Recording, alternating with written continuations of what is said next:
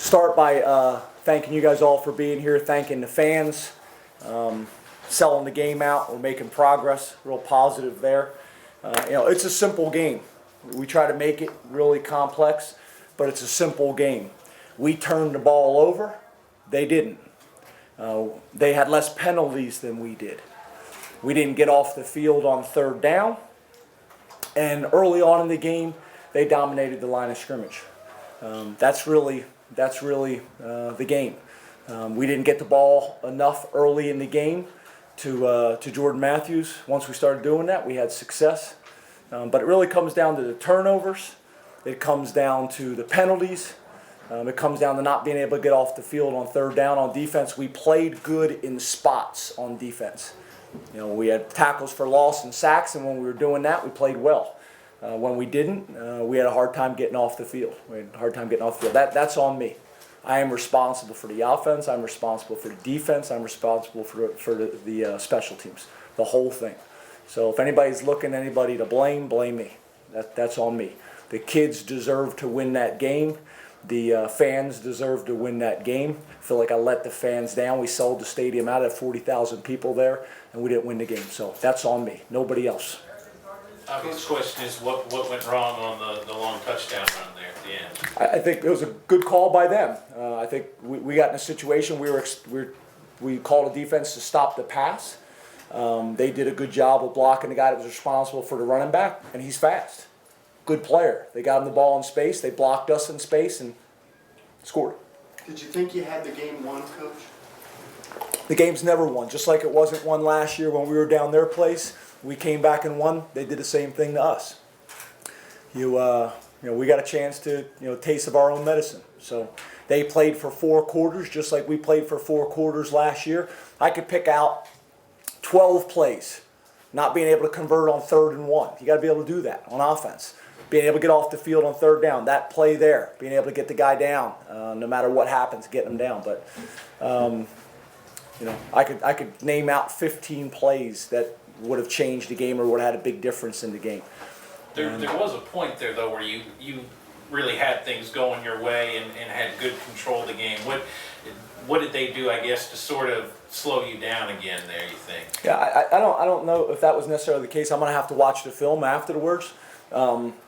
We had the lead. We lost the lead, lost momentum, got the momentum back, and gave up a big play at the very end of the game, when the momentum was on our side. It only takes one play.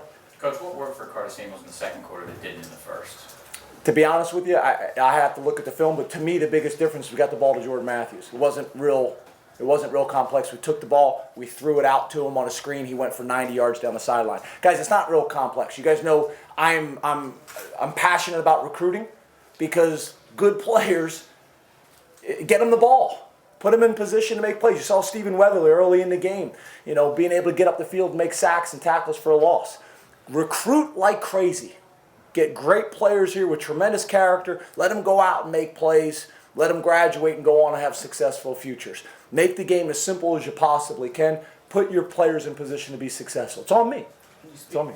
You speak to the night that Jordan Matthews had. He busted up and he kept coming back and just made big play after big play. That's who he is. He's been that way since we got here. Very, very proud of him. But we need other guys to step up. I thought Kraus did that tonight. I thought Kraus made plays more than he's probably made in the last 2 years.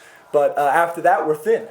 We're thin. It was nice to see the tight ends make some play. I was extremely happy for Stephen Choi, who's really been growing and maturing here. Really has worked hard all offseason. Thank you very much.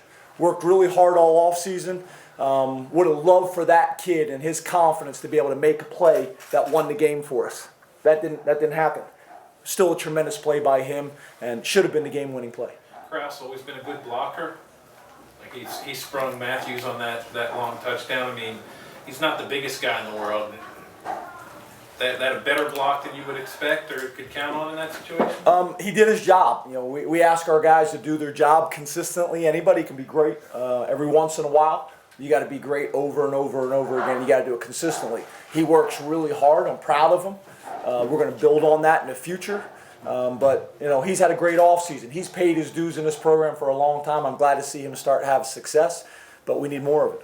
We need more from everybody. Every player, every coach, every administrator, the doctors, everybody.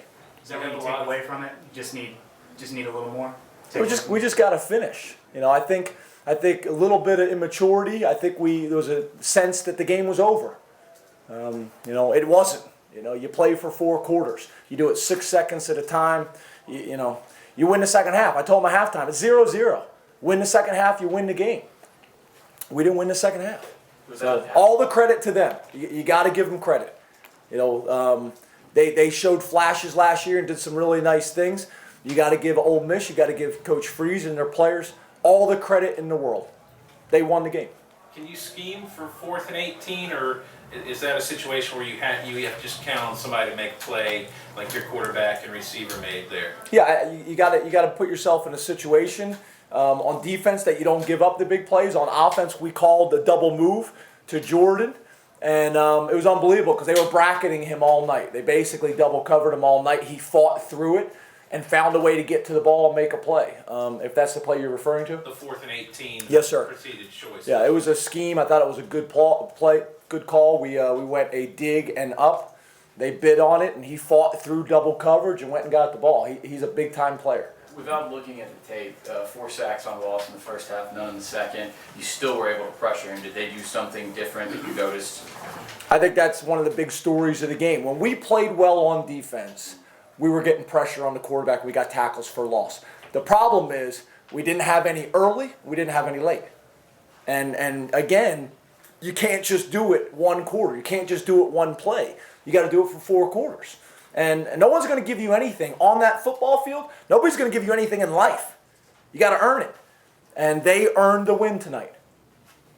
They earned the win tonight. But what we're going to do is we're going to go to sleep tonight. This is going to hurt real bad tonight. We're going to wake up in the morning, and we're going to get back to work. We're going to get back to work. We'll be very critical of ourselves watching the tape, everybody including, starting with me. Get back to work, fix the things that we can fix, and move forward. Get ready for our next game. Who do we play next week, Larry? Austin P. Austin P. I'll be very excited to play Austin P. Move on. 1 or 2 more questions, guys. Jordan's health, is he okay? Is he going to be okay?